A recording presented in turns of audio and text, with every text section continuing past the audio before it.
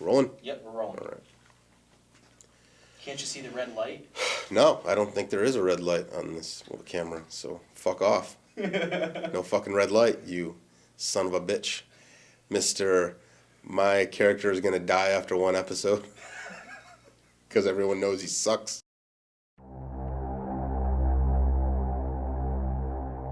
From the vilest depths of the sewers of hate, it's the Video Gutter with Gorebeast.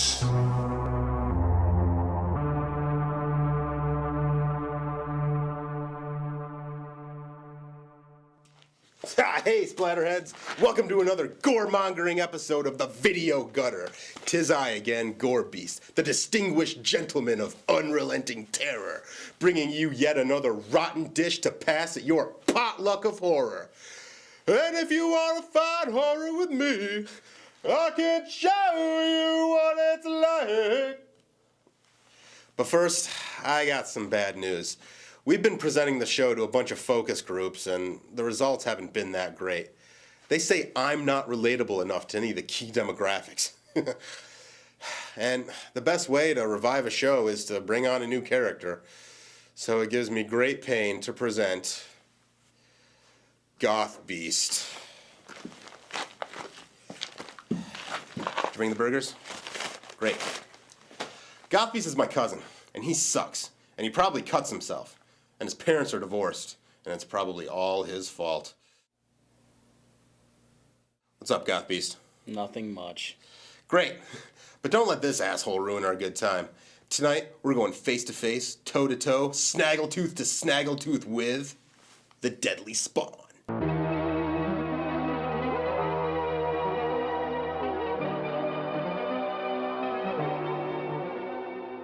Now, one thing worth mentioning about this movie is that it has probably one of my favorite trailers ever.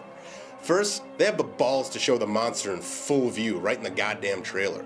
But most of all, it's the narrator's voice. It's the best horror movie trailer voice I've ever heard. Now comes the return of the aliens, the Deadly Spawn. What do you do when unknown terror surrounds you? What do you do when there is no escape? Nowhere to hide from being eaten alive. The return of the aliens, the Deadly Spawn. That's just balls full of awesome. I can't stop listening to it. I want to track this guy down, see what he's up to, then kidnap him and force him to read the phone book all day. Then I'd kidnap that Optimus Prime dude and make them perform My Dinner with Andre and shit. I think the Deadly Spawn dude would be Andre. The Deadly Spawn is not your average 80s horror flick. Of course it's full of generous gore. And we wouldn't have it any other way. But it's also a throwback to 1950s creature features. It takes place in a small town besieged by an unimaginable terror that fell from the sky. And boy, is this Spawn deadly. It's more or less the boar worm from Splatterhouse, only bigger and hungrier, and you can't kill this thing by beating it with a lead pipe a few times. So here's a quick plot summary. An alien species lands in a little town. The aliens spawn several hungry babies, and they grow, and they use the citizens as a human buffet. That's really it. Nothing more. There's a few characters, they talk occasionally, but really, it's monsters eating people.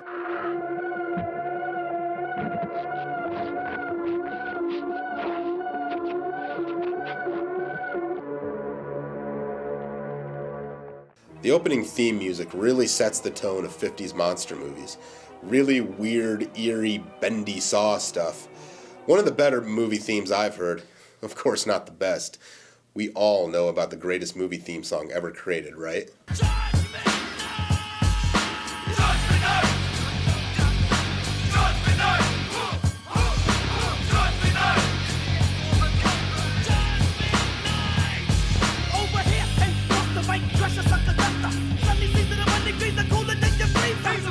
Yeah, that's the stuff.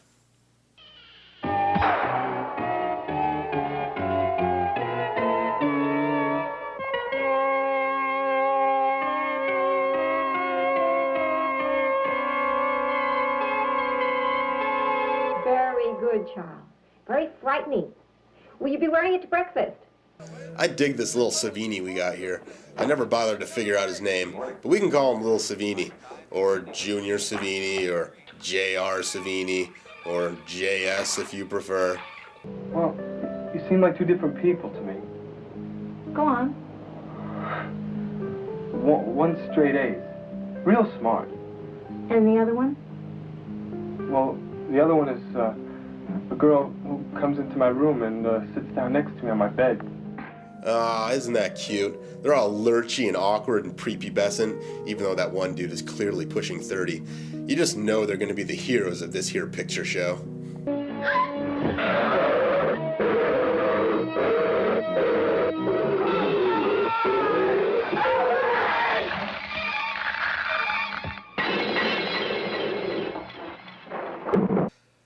Ah! You're so cool, Deadly Spawn! I can't stand it! Now here's a scene that clearly made an impression on a certain Steven Spielberg in a certain Jurassic-themed movie.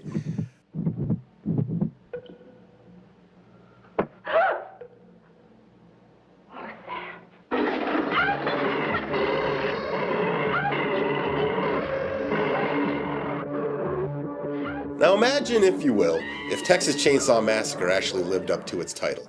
Texas Chainsaw Massacre. Just 90 straight minutes of people getting chainsawed.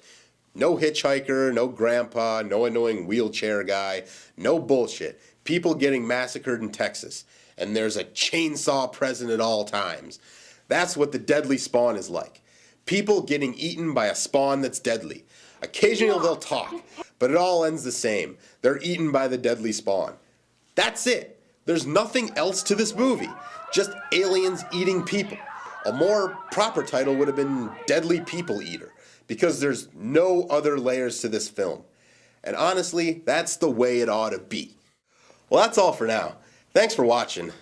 But before we go, there's an issue I have to address. It has come to my attention that a certain horror review guy thinks he can step up to Gorebeast and claim supremacy. I don't know the guy personally, but I guess he's some poser from Texas, and he calls himself Dr. Juji Fruit or something. Lame. You think you can step into the arena, Dr. Juji Fruit, and live? You think you can defeat the Gorebeast? Well, you're wrong. Dead wrong. You've entered a world of pain. You called down the thunder? Well, you got it. 'Cause this freaking nature is just beginning to swell. And when I get big enough, brother, there ain't gonna be room for anyone else but me and all the splatterheads. Flowing through the veins, I am the power, I am the Gorebeast.